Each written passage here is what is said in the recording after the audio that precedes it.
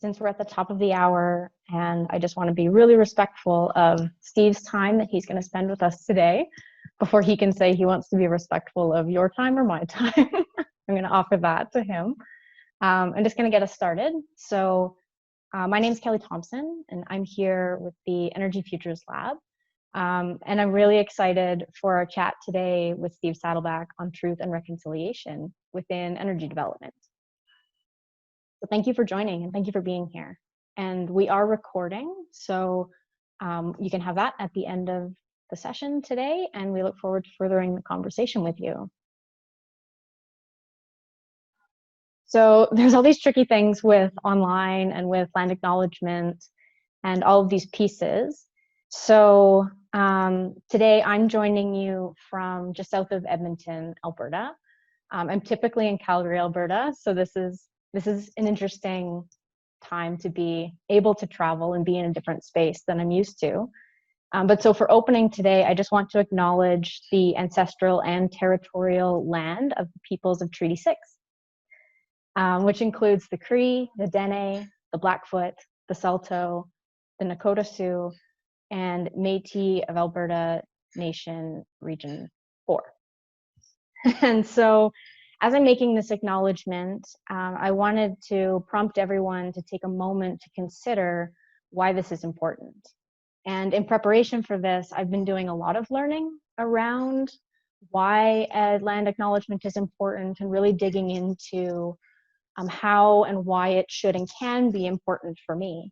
And I just wanted to share a bit of what I'm learning from another fellow within the Energy Futures Lab and actually a personal friend of mine, Deandra Bruised-Head from the Kainai Nation in southern Alberta, had offered me a reflection where the idea and purpose and the why behind a land acknowledgement is, it really feels similar to the national anthem that I practice and that I assume many of you also on the call practice.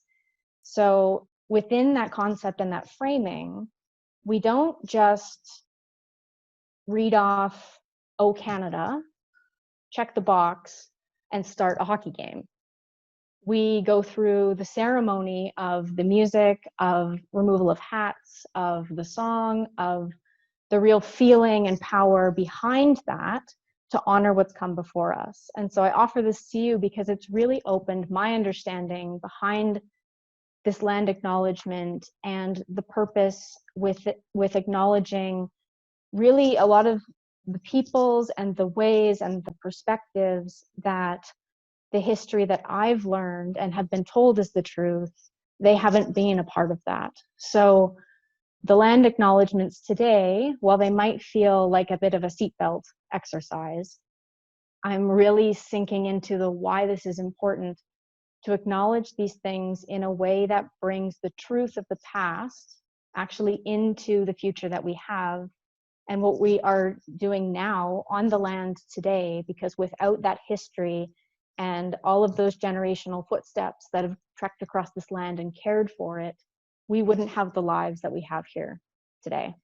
So I just invite you to consider where you are from, where you find your home or where you connect to the land, and really consider what that sort of national anthem feeling and emotion is for you in the places that you connect to.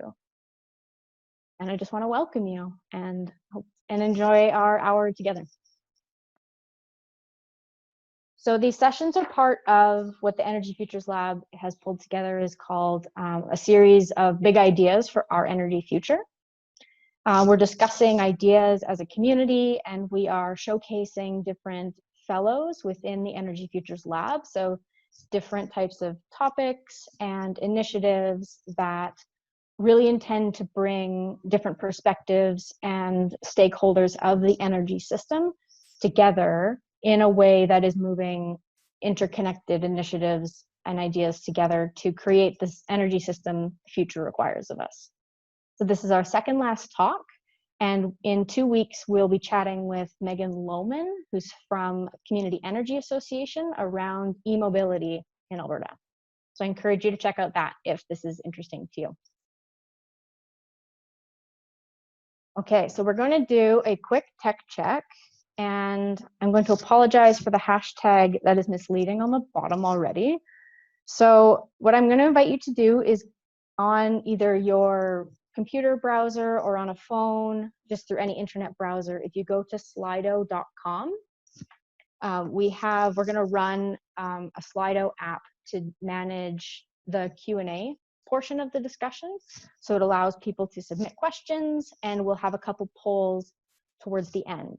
So if you're able to go to slido.com, and the top right of the slides, the hashtag is EFL, just quite simply. So ignoring the truth and reconciliation and apologizing for my edit there that's wrong. So if we go into slido.com, we're going to do a quick check. So there's a poll that should come up on your device. And our poll is, and this is really for fun, Steve has prompted this, so this is Steve's humor. So how many First Nations are there in Canada is the poll question. And I'll give you a minute to make a choice and respond. And then we will take a look at where we're at. And this is mostly just to be checking, not necessarily your specific language and knowledge in this area, but how well the technology is working. So I really encourage you to take a guess.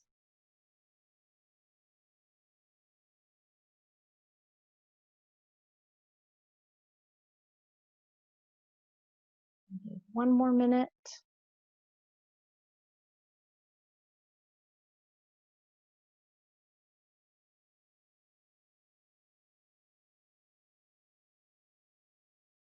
Amazing. So about half of you have responded.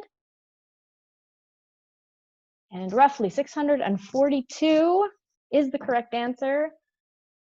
And that's where most of us are. So Steve, I'll leave that to you to acknowledge and correct as you would like. But so this is the number based on, it's a roughly based on who you talk to, based on how things are moving and how the government also is determining what is and isn't a nation. So this is to give all that flexibility for all of those different components. Thank you for participating. And as Steve is moving through his presentation, you're more than welcome to add to the Q&A that's in Slido as well. So I'm thrilled to introduce you to Steve Saddleback, for those of you who don't know him. Steve is the director of the National Energy Business Center of Excellence at the Indian Resource Council of Canada. He's also a member of the Samson Cree Nation, located in Musqueam, Alberta, which is a signatory of Treaty 6. He's worked for a number of national and international finance, real estate investment, banking, economic development, fiscal relations, and was a co-owner of an oil and gas lease construction company in northeastern BC. Steve volunteers his time on numerous boards, including the Indigenous Opportunities Committee. I guess a quick introduction and apologies for the technical challenge there. I'll just finish off what Kelley was saying. So, I've worked for a number of different organizations. I've been a co-owner of a oil and gas lease construction company in northeastern Alberta. Sit on a number of boards involved with the Indigenous Opportunities Committee at the Calgary Chamber of Commerce. My past has brought me to a number of different areas and working with First Nation communities. I currently, am involved as the co-chair of the Redevelop program at the University of Calgary, as well as a new committee member with the Clean Resource Energy Innovation Network, and a proud fellow of the Energy Futures Lab. And, so it's a great opportunity, and thank you for being here today. So if you can, I've shared my screen there, and I'll run through a short presentation here, respecting everybody's time. We're at 10 past the hour, and I've got about 87 slides to go through. No, I'm just kidding. I've got about, I got 19 short slides, and everything will just really, tying the topic of discussion of the truth and reconciliation and how it fits into our energy future, recognizing some of the past and then bringing it back into the present and looking towards what we're excited about. So that's a little bit of what we're going to share with you here this morning. So thank you for being here. First off, as I really appreciate the opportunity, and thank you to the Energy Futures Lab. Thank you for the land acknowledgement, Kelley, and taking that opportunity for us to, take that land acknowledgement and think about where we are gathered here today. Is that we are gathered in communities and on lands that have been occupied by First Nation communities since time immemorial. Those lands have been full of prosperous communities who have been trading and sharing amongst each other, and which ultimately leads us to today, where we're able to share in that prosper and be with you here today. So, you've heard my professional bio, but here's something you may have not heard is why. So why Steve, and why here, and why now, kind of thing. Is why. How do I fit into this whole reconciliation, truth, reconciliation, and our energy future? For those that don't know, I did attend the Capella Indian Residential School, also known as the Alberta Indian Residential School, which is ultimately known as Whitecalf Collegiate.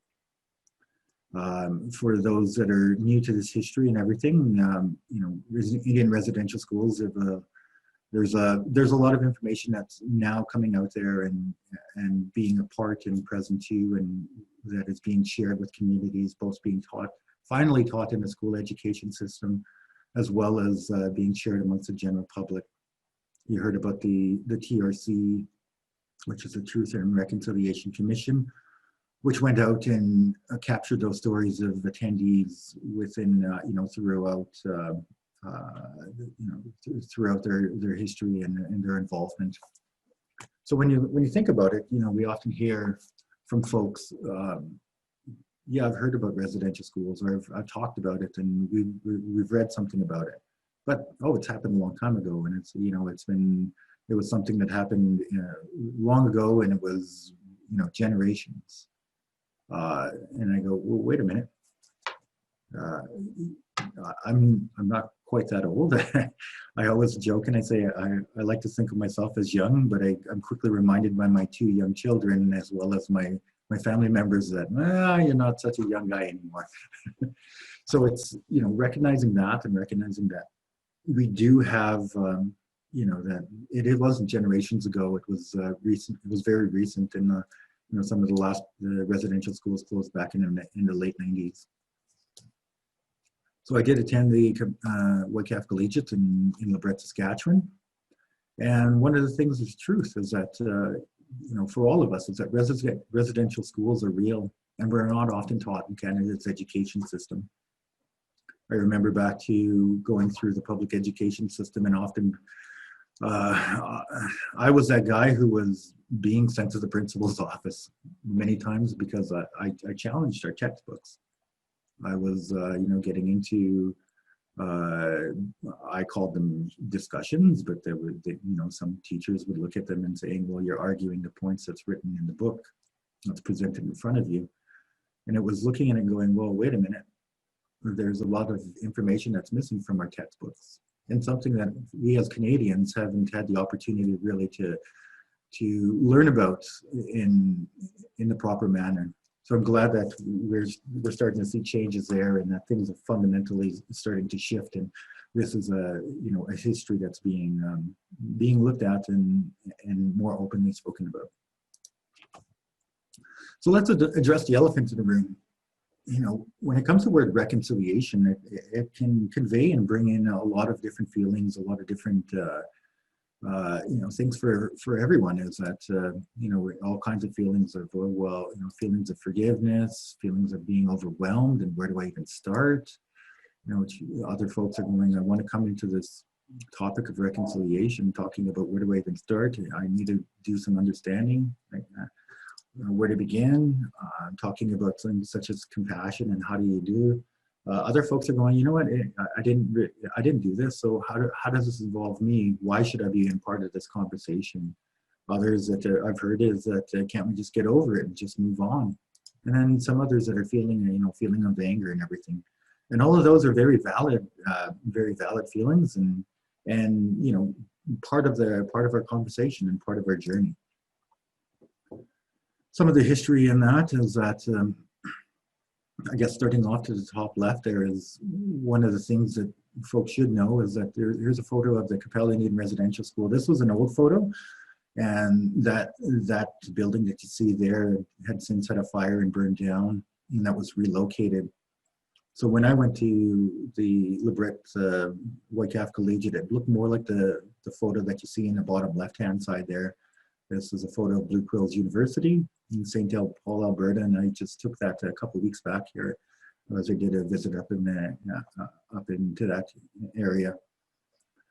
So one thing I'd like to point out is coming back to the top photo there is you see a bunch of teepees and everything outside of the fences. And those teepees are there because you had families that were camping there. They weren't allowed to see their children. Their children were taken from them.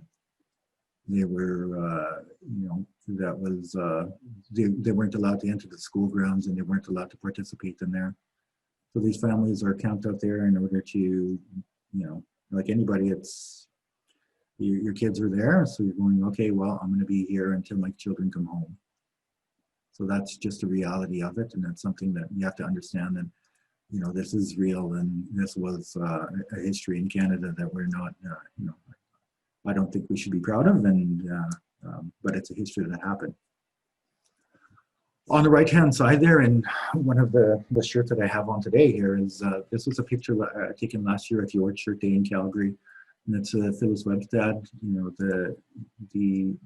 one of the main drivers been behind Orange Shirt Day, talking about residential schools and her experience there. So I had the opportunity to sit in and listen to her presentation last year, and I'm very thankful for the opportunity for us to kind of talk and meet and share that. I've got those 2 books at home that she had written, and keep those in our personal collection and share those with my children.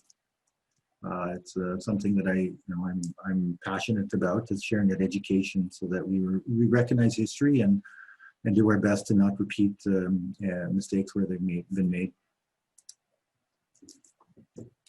So from here is, one thing that I want to look at is residential schools, our impacts are real. There's a website there saying visit the following website for a list of children that have been lost, and kids that have never gotten home, didn't have the chance to go home. So what I want to do, apologies, what I wanted to do right now is to quickly share where that page goes to. This is the National Center for Truth and Reconciliation's website at the University of Manitoba. Here's a picture of the memorial roster, and just for understanding, here's the name, and this is all publicly available information for children that never made it home. So I could scroll through this from some time, and I mean, if you look to the right-hand side as I'm scrolling, I'm barely making a dent in this page. So when we hear about, folks who have said, for whatever reason, that residential schools are, they're good and all of this kind of stuff. I would ask all of the family members of those children that never made it home if they feel the same way. So, it's this is a reality, and it's something that needs to be taken seriously. So back to the, apologies. Back to the presentation here. Is that understand when we talk about the loss of lives and the loss of culture, and we've, First Nation communities have experienced loss on many levels, not discounting any of those or anything like that, is that we must remember that one thing that brings us all together is we all share in this loss. We share the loss of the doctors, lawyers, teachers, nurses, scientists, chiefs, leaders, mothers, fathers, and sisters, brothers, and the potential that could have been. So this is something that we must remember, is that that just loss is something we all share, and we'll never have the chance to know what could have been. So it's, it's something to definitely take a minute and think about and go, this is reality. It's heavy stuff. It's not easy. And, when I give these conversations and, excuse me, presentations, it's something that I go, yeah, it's not I thank the EFL for taking this time out. It's something that we've got to go and relive that thing every time for every single one of these presentations. It's going back through there, and this is real. However, together, and one thing that I'm really positive about is that we've got all of you on board and here today and participating in this conversation, and I can see many of your faces out here. Because I'm excited because together we can ensure that this type of thing never happens again. And I'm glad that you're part of this conversation and we're starting along this journey. One thing that I ask is remembrance is that for all of us is patience and understanding, recognizing that this is a journey and we're all on it. And I'm thankful for the Energy Futures Lab for taking action and an active role in understanding the truth and reconciliation, looking at things like the United Nations Declaration on the Rights of Indigenous People, I'm sorry for the acronyms, and then how energy affects us all, and bringing this and understanding how this all plays into itself. So where do we start? Recognizing some of this heavy stuff that we just discussed about, where do we begin from here for those of us that have just started this journey? What's reading the history and understanding it, and reading it from many other different viewpoints and aspects. Looking at the calls to action from the Truth and Reconciliation Commission. That's it's something that I keep on my desk, as well as the articles from UNDRIP, from the United Nations Declaration on the Rights of Indigenous People. Understanding those articles on the UNDRIP and reading them and really taking a deep dive into them. These aren't scary or designed to undermine projects that some have stated. You read it out in the media and saying, oh, UNDRIP is going to destroy our energy sector. UNDRIP is going to do this, UNDRIP is going to do that. It's not, I've read those and I've talked to the folks who are the minds behind getting those into place. And speaking with Grand Chief Willie Littlechild from Muscatcheese, and one of the authors of UNDRIP, is that these are designed as tools and guidance for true partnerships between Indigenous communities and all other communities around the globe. It's not designed to be as here's how we completely destroy projects, because at the end of the day, we're not going to win by killing our economies. We benefit when our economies grow healthy as we do as well. And for myself, I'm focusing on this journey in terms of areas of education and economic reconciliation. So working in that energy space, as I talked about here, is that I'm the director for the National Energy Business Center of Excellence at the Indian Resource Council of Canada. Some of our mandates over at IRC, for those that don't know, is support First Nations in attaining greater management and control of their natural resources, working with the federal government fiduciary Crown Trust obligations, coordinating and promotion and acting as a liaison, if you will, or working as an intermediary with federal government, provincial governments, as well as industry, to ensure First Nations receive economic benefits from natural resource development. Working in having as many First Nations work in the energy industry as possible, and then ultimately to transform Indian Oil and Gas Canada, sorry for the acronym there again, into a First Nations institution, recognizing that First Nation communities have the ability, the knowledge, and the know-how to be able to administer the developments that are happening in their communities. So they can be a part of that and should ultimately administer those programs. We have a national board made up of First Nations chiefs from the IRC board. And then here's a co-management board, which is made up of First Nations chiefs. We've got chief representation from BC, Alberta, Saskatchewan, and then Ontario. President and CEO Stephen Buffalo from IRC, the Assistant Deputy Minister from Indigenous Services Canada. We've got the Executive Director there from Indian Oil and Gas Canada, as well as an Indian industry representative, from Brian Schmidt from Tamarack Valley Energy. And this is a co-management board that oversees Indian Oil and Gas Canada and advocates working with federal government, IOGC, and Indigenous communities on putting pen to paper on the laws and regulations that govern on-reserve energy development. Some of the mandates at the Business Center is, we do communications, research, economic development, education, engagement, networking, and applying networking, legislation, and compliance. So it's working in all of those areas to hit those, developing different reports, so on and so forth. I'm not going to spend too much time on my day-to-day role over at IRC. I'm happy to always take that conversation offline and everything with you.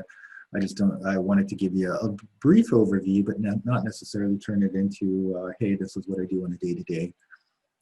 So some of the things that I'm excited about in the work and how it ties back into reconciliation, economic development, and getting Indigenous communities involved in the energy sector. One of the programs is that we work with, and I'm excited to be a part of, as well as IRC is supporting, is the Redevelop program through the, this is a consortium of 5 different universities that creating that next generation of engineers, both Indigenous and non-Indigenous folks working alongside each other, training graduate students, undergrads, and summer interns to gain experience, create new friendships, and mentor that upcoming folks and upcoming generation to understanding what are things like what is unconventional resource development, what kind of implications does fracking have, how do we look at alternative uses to water, understanding pipeline versus rail, what are the impacts, what are the trade-offs, are there alternatives? So doing research in those areas, creating that experience and providing internship opportunities for those students who may not necessarily have that opportunity to go to school because of financial challenges or whatever have you. It's about ultimately taking what we know and transferring it so that one day when we get the opportunity, we can hand off the ball to those that next generation who are much smarter than I, and I'm really excited about seeing what they're going to do. Here's some of the things that the folks will learn in there is they've received a certificate, they receive Indigenous relations training for any program. These are 32 master's PhD students from across Canada that participate in this program, and they work with, they work in community, they learn about community, and then ultimately taking that off into their careers and hopefully creating those lifelong relationships for wherever their careers may lead. Really what it comes down to is, from IRC's perspective and the work that we do, it's about having good working relationships. Here's just an example of some of the organizations that we work with. These are by no means exclusive or anything like that. These are just some logos that I grabbed off for you. Is working with each other and looking at developing opportunities, be it internships, be it looking at the things such as a site rehabilitation program from the province of Alberta, and looking at inactive wells, getting those cleaned up, creating new programs for those, and ensuring that Indigenous communities are involved in the life cycle of that. Was recognizing that when we understand where we've come from to where we are today, is that there's a lot of capacity, but there's also a ton of opportunity. And I'm really excited about where things are going from here. So why energy? Well, for myself, it's looking at and having that balance of understanding that we can ensure responsible resource development, that prosperous Indigenous communities and a prosperous environment can go hand in hand. We can have oil and gas, and we can have alternative energies. We can look at, attaining our lower global emissions and the protection of the environment. As mentioned, I have young ones, so that's one of my motivations, is ensuring that we leave something for our future generations. Looking at long-term stable revenue streams for communities, and that's one of the things that we'd had discussions with the EFL, is that we recognize the impacts of things like residential schools. We recognize what they've done to communities. And some of the ways that we can deal with the energy sector is that it can be a piece of the puzzle that ultimately comes back to making those real changes for creating career opportunities, long-term stable revenue streams to assist with things like the massive shortage of housing, clean drinking water, and everything. which ultimately, while they are fiduciary responsibilities and federal government responsibilities, and we're not going to lightly or let that go, is that while we sit there and we've been promised all of these, we're going to end clean drinking water, and the Liberal government came out the other day and said, we're not going to be able to do that this time. Let's just do it ourselves. Is that it's looking at finding those solutions for it, and energy can be a piece of the puzzle to solving those challenges. Creating our employment opportunities, building a sustainable future for us all, and ultimately that inclusivity. Having First Nation communities be a part of the energy sector, working hand in hand. Things like this site rehab program, where many communities in the past have watched energy development, sitting sidelines, watching trucks go by. Now it's going, oh, wait a minute, let's partner on some of this activity that's happening in and around within our province and in our country, and that we can create those long-term career paths. And then finally, is that when it comes to ESG, is that Canada, we are world leaders, and we need to recognize that. We need to understand that engagement of Indigenous communities is nothing that's new. It's something that the energy sector has been one of the leaders in this area, and Canada is looked at globally as one of the leaders. So we need to understand that. We need to respect that, and we need to be proud of that.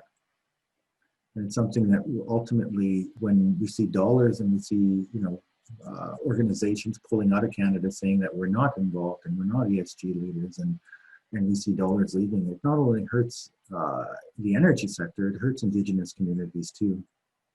So it's something that we need to address, and we need to bring back to the table and understand that we need to bring those dollars and that investment back to Canada. We need to look at how can we beef that up, and how can we get back to our number one position, which I think rightfully belong, and we will get there. So some of the resources here is that it's the website page that I showed you is where to start, is the National Center for Truth and Reconciliation, as well as United Nations Declaration on the Rights of Indigenous People. So if you like, I'm happy to share this presentation with whoever, and provide it to Kelley if folks are looking for a copy of this online, so they don't have to frantically try to jot down that long web page from UN. You can also Google search it. It's pretty straightforward. Just search for UNDRIP. So now, as remembering, reconciliation is a journey. Let's take a moment to ask ourselves, how am I involved? How are we all involved, and how are we taking an action on this journey? It's through working together and supporting each other that we can build a better future. It's understanding that energy can be an impact of this, and how this can work to hit those social challenges and those economic challenges within First Nations communities, which will ultimately tie back to things like economic reconciliation, and back to creating a space where we're building a positive out of things, out of a past that hasn't been always the best. And ultimately our children and our grandchildren deserve it. So this is for all of us. And I always say the work that I do is not about myself. It never has been, and it never will be. It's about our communities, our children, and those that are coming after us. It's building a future for them. So here's my contact information for anybody who'd like to reach out. I'd be happy to have any kind of discussions with you, as recognizing that we have a short time here and we're already at 35 past the hour. I gave you a lot of information and tried to cut down my 87 slides into 19. But I do want to thank you for being here today. And we have left some time for some Q&A, and I'm more than happy to answer as many questions as we can. And that's what we're going to learn from each other, is having that conversation and that dialogue. So I'm happy to have that discussion and be with you for today, respecting that you're all here on your lunch hours. So thank you. And with that, I will stop sharing my screen. So thank you. Amazing. And I'm back too. the joys of the Zoom calls, right? So thanks so much, Steve. That's amazing. Always. Like, your perspective just bridges so many different things, and the way that you dive into some of these heavier topics, but like bring it back to connecting to each people from where they're at, I think is just a tremendous gift. So I'm excited we have some questions, so I want to start in with those. So there's a lot of thank yous and a lot of gratitude in all of these. The first question I'll ask is, what are some of the leading examples you've seen of community-led or owned energy projects? Mm-hmm. You know, we just had there's many announcements and everything that are happening across Canada. And, you're seeing things like, the recent announcement here in the province of Alberta with a Cascade Energy project. You're looking at, many potential things like the Wate Power and the First Nations that are actually energizing their communities up in Ontario, to some of the examples that are happening out in BC. I see a lot of opportunity out there. There are, discussions of communities owning major projects such as pipelines, and while they can be viewed by some as controversial, I just kind of go, it's let's break it down to just a project. And when we look at that from that perspective, does it make make economic sense for them? And if it makes economic sense, then if they've done the due diligence, absolutely. Why wouldn't they? Shouldn't they be owners of that and participants in there? It's about creating those long-term stable revenue streams for those communities, which ultimately will make major impacts within their communities, which will solve, it's solving all of those problems that are those challenges that are come from the past. So yeah. So that's what I guess I would see. It's just a few examples. Yeah. And so just a reminder, we're using Slido, if you can, at slido.com to enter Q&A questions, because then through there you can actually upvote other questions, and I'll prioritize the ones that have highest upvote. So slido.com, and the hashtag is EFL. So the next highest, lots going on here. So some people say that Indigenous participation in fossil fuel development is a compromise in the sense that it's not compatible with Indigenous values and worldview. What do you say to that? And do you see a moral imperative to participate to better address negative impacts? I would, for many, and that can just be, I guess, as many will see it from that viewpoint, and can say, well, how can you be an Indigenous person and be a part of the energy industry? Where I go, wait a minute, it's because I care about the environment that I'm a part of the energy industry. It's quite the opposite. It's going, we recognize that the world needs energy. At the end of the day, when it's looking at that, when that 7:30 hits here in Calgary, where I'm currently is that the sun goes down.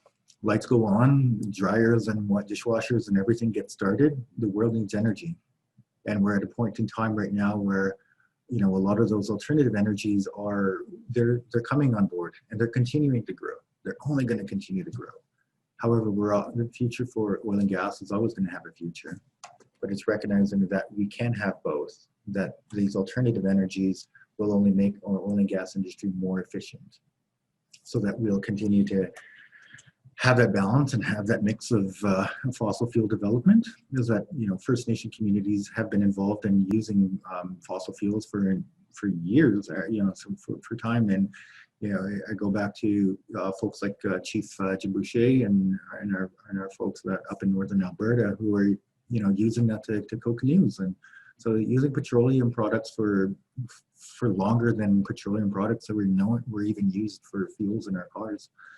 So there will always be a future for that, recognizing that yes, there are impacts, but being a part of that conversation so that you can ultimately look at new technologies and ways to mitigate those impacts, lowering our GHGs and effects on the environment.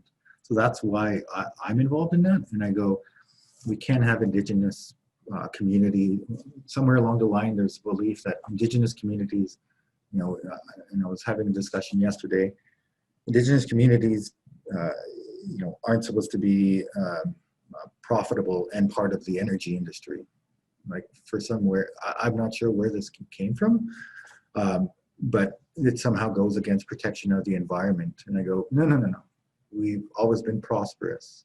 We've been prosperous in sharing trading since time immemorial, before Canada was ever a country, that communities have been protecting the environment. And while we're recognizing that we do need these resources, but ultimately at the same time, while you're participating in that, is ensuring the protection of it as well. And now we're working on the closures of those wells and returning those land back to its natural state. So being involved in that life cycle is where I see it. And it's unfortunate that, maybe, I always joke and I say I've been called everything from a sinner to a saint, and I wear all labels proudly. So it's, recognizing those challenges and then understanding, some of those voices that are saying, are making those statements, are they Indigenous led? When you look at it and you go back to our leaders, I look back to our leaders, our chiefs, our council, and take advice from them, as well as our elders, and take direction from them. IRC, we're an association of 170 plus First Nations across Canada. So I say I have 170 bosses. And while I don't speak on behalf of any First Nation, I ultimately take our direction from them to go in and act and make reality what they want to achieve. So, thank you. Are you going to sing at the next one? That's what I heard. I think that's what I just took away. Am I going to sing? No. No, I wouldn't want to put anybody through that. Well, you never know. We can call you a singer after that. Any thoughts or comments on the proposed A2A rail project? New announcement, a good opportunity for us to look at, export and transmission to getting access to coastal areas. Exciting on one hand, and I kind of go, it's a bittersweet announcement, because I go, okay, yes, we can now get, product to international tidewaters and all of this sort of stuff. But what a missed opportunity for us as Canadians to work together to support each other and to support our industries and whatever have you. Is that there's a rift in Canada, and we can't seem to for some reason we have this, how do we support, each other as Canadians? I've got, family members that live in Ontario. I've got family members that are out in BC and everything like that. And it's trying to support our local industries to recognize whenever a dollar leaves our country and it is invested elsewhere, that's a dollar out of their mom and pop shops and our communities, which takes away from building our roads, from our schools, from our housing, to all of that. So it's bringing this back and looking at it from a, that macro view, and ultimately back to that micro, and seeing what it happens at a community level. That means that a kid is not going to be lacing up their skates because their parents can't afford to put them in a local hockey program. That's just a reality that another family is looking at. Well, I don't have a job now, so I have to go and look at a food bank or something like that. And I've been there, and we've had impacts like that. And like I said, it's a bittersweet thing. It's seeing the opportunity there and the potential for it.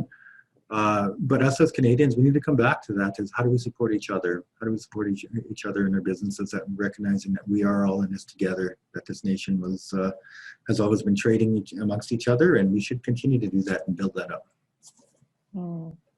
Amazing. Okay, there's a couple that kind of float around a similar theme, so I'm gonna maybe ramble a few things off. But so how does industry, who may want to sincerely have a partnership with Indigenous communities in an energy project, because the increased access to knowledge and expertise, avoid perception they're just trying to buy off First Nations?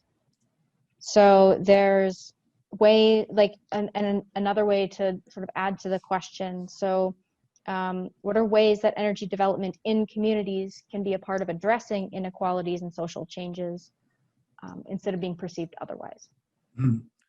One of the things that I would do is, and I always recommend this to folks, and whenever we're having discussions, is that get involved as early as you can. Visit a community. One of the things that I'm really proud about in my participation since coming to the Energy Futures Lab is that we discuss a lot of projects about working with First Nations and all of that. And when we recognize that well, we have different experiences and different paths and all of this, and different paths that have brought us to where we are today. We're excited about building these new projects. We're excited about building them in First Nation communities. But the question was posed was, well, how many of us have been to a First Nation community? And, you know, there was a few hands that went up in the room and went, okay, so if we're ultimately going to build a project within a community, we should start by understanding what the community is. So the invitation was put out to the EFL and it was taken up. Is that,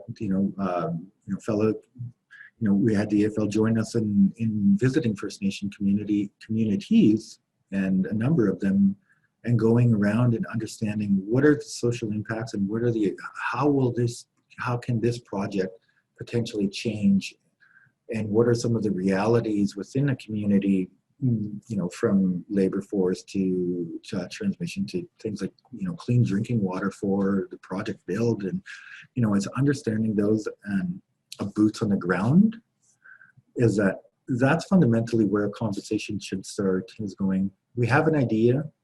We don't necessarily have, we're not here showing up, banging on the door going, can you please sign this permit? Because we've got our dozers on the truck right now, and we actually want to go and dig up the field this afternoon. It's not there. And that's definitely not the way to go about it. So it's that early engagement, that understanding, and then from there, you know, communities are happy to be true partners in that, but they want to be true partners and not just, you know, passive and seeing things. The old way of doing things back in the day of, you know, run on down the road, and the only way that you're finding about something is because you got a phone call and your uncle saw a rig cruising down the road, and they found out, oh, well, they're going to be doing some drilling in your backyard. Those days are over. You know, communities are much more sophisticated, times have changed. Is that you know, we've come a long way. I think the industry has come a long way, and folks in their, you know, the intent has come a long way since then. So let's continue in that direction, and let's create those good foundation, that good foundation for relationships to be built and projects. Amazing. So I'm going to do a major apology to everybody, because in the interest of time, there are a few questions that we want to poll everybody through. So I want to kind of wrap the Q&A with just a really strong encouragement to continue to ask questions, and to also continue to be curious, and just like keep learning and keep going and moving forward. And Steve has so generously shared his contact information, but there are many people, I think, in your own circles or in circles like connected to the EFL or otherwise, we're all on this journey together. And I just encourage you to keep asking those questions and find the people or the resources or the websites or the calls or the webinars to like continue that journey of learning, because I think we all continue to have questions always. Can I just add one thing, Kelley? Yeah, is just that tomorrow is Orange Shirt Day.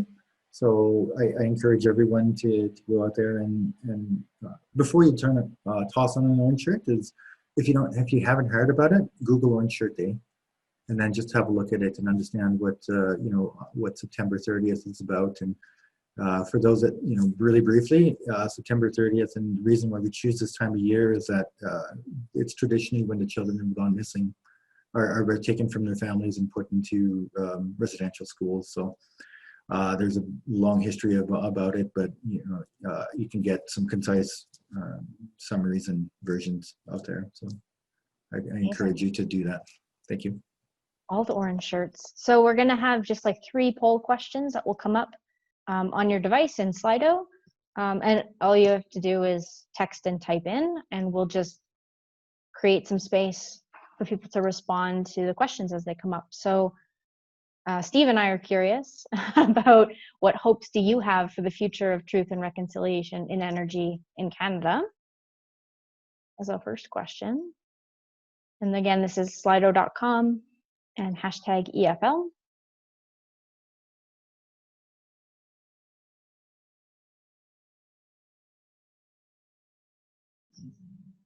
To create awareness and understanding between stakeholders, eventually leading to positive developments, Build Back Better, fundamental to growth and progress in Canada. Really want to see unity in Canada where we are all looking out for the mutual benefit of each other. A just transition and leave no one behind. More truth, unification of the country. Time of actual working together for the good of all. Clean water for everyone, yes.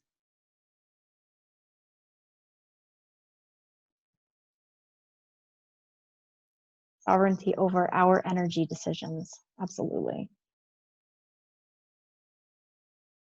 That reconciliation becomes a part of everyone's business and personal daily practices. I love that.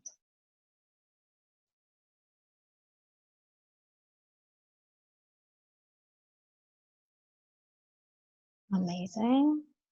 Okay, so I'm going to flip to the next one. You're typing, you have like 2 seconds here. I love this. Reconciliation is the inclusion of Indigenous peoples. My hope is to see greater ownership by Indigenous nations. Thank you. Okay, so I'm going to move to the next one. So what fears or hesitations do you still feel towards truth and reconciliation in energy in Canada? And this is great from an anonymous perspective, from a curiosity perspective, there's a bit of vulnerability with this question, but I think if we don't recognize those fears and hesitations in ourselves, then they'll start to subtly take over how we act.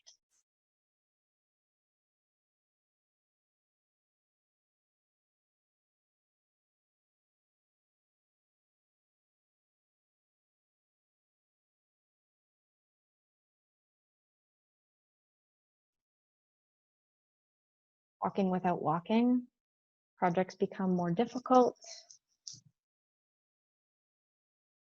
None. I love the strong optimist we have on the line. The important thing is we do not stop trying and be open to learning. Engagement versus consultations. That it's tokenizing, capitalistic, and exploitive. Lack of understanding of a true partnership. Ooh, polarization, yeah. That it will lose momentum when social awareness fluctuates. That is scary.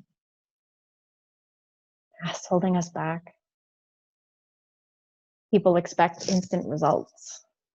Expect it will take longer, take a long time to resolve problems. White people will continue to only come part way and never fully see their role in it all. There are some good resources on addressing that.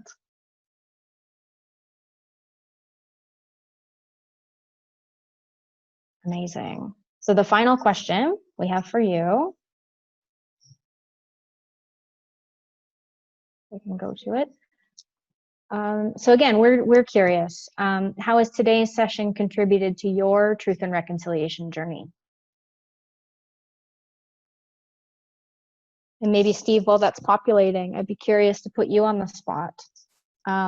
Because in our discussions leading up to the presentation today, you wanted to share some of the experience in your interaction with the EFL. And I'm not sure if that goes beyond the visit to the nations. I'm just curious if you'd like to share any more thoughts with the group on embarking on their own journeys. Yeah, it was definitely, it was, taking the initiative from the lab there is that taking it past that talking and putting it into action is recognizing that we are having, the truth and reconciliation discussions at pretty much every fellowship workshop. And it's been an initiative and something that the lab has undertaken and taken it very seriously. Is that having that knowledge and that education opportunity amongst each other, and understanding that we're all coming from different backgrounds, different places, and regardless, it's creating a place for conversation that growth has been something that I've been excited about from the lab's perspective and the action that's being done. When I hear folks are often saying, "Oh, well, I haven't been to a First Nation community," well, because I don't know anybody there or anything like that, and then going, "Oh, wait a minute, yeah, I'll go and visit." Why? Because I truly am interested and I truly do want to know, and then from there going, "Wow, I didn't know that today. Oh, thank you for the opportunity, and thank you for being able to meet with representatives from the community in an understanding how energy impacts can fit into the piece of reconciliation and economic reconciliation." So that's what I'm excited about, amongst a million other things, which I could talk until for the rest of the afternoon. But I think people are probably sitting there finishing up their lunch going, "This guy's been yammering on for the last hour now. I got other stuff to do." No, but thank you. Amazing. Yeah, there's a lot of gratitude in here, Steve, for your personal story, for shattering even just some bias that maybe we didn't know we were holding or that we are. I really just want to leave this up so that it can continue to run. So I'm going to give it half a second. And I just so much want to thank everyone for their participation today, for showing up, for joining all of us. In 2 weeks, on October 13th at noon Mountain, we're going to be chatting with Megan LOHMANN, who's a fellow in the Energy Futures Lab, along with Steve, and she's talking about e-mobility network within Alberta, and all those types of things. So we are on all types of social channels. Instagram would be kind of boring for the EFL, so we don't really include it. We'd have a hard time with that, I think. But yeah, I just wanted to say thank you again to all of you today, and yeah, leave it to Steve to close us off. Thank you very much, Kelley. Again, greatly appreciate to everybody for taking the time out today to be a part of this journey. One thing that I will state is I am no expert. The only thing I can do is share my experience and my journey so far. And this is what some of the things that I've picked up along the way, and through talking and sitting with elders and everything, and having the opportunity to participate at the Energy Futures Lab. So recognizing that we have talked about a lot of heavy topics today. You may feel some weight amongst you. I just want to take a deep breath and take a good opportunity to just release that. It's okay to feel all of these energies and emotions and everything like that. But one thing, if you're feeling in a negative space, it's okay to feel that way. It's not okay to stay there. So let's come back and bring it back to that positive. Let's look at a way for us to continue our journeys and continue to support each other and continue to build up our communities. So with that, I appreciate and thank you for being here today and allowing me to be here and sharing it with you. Hi.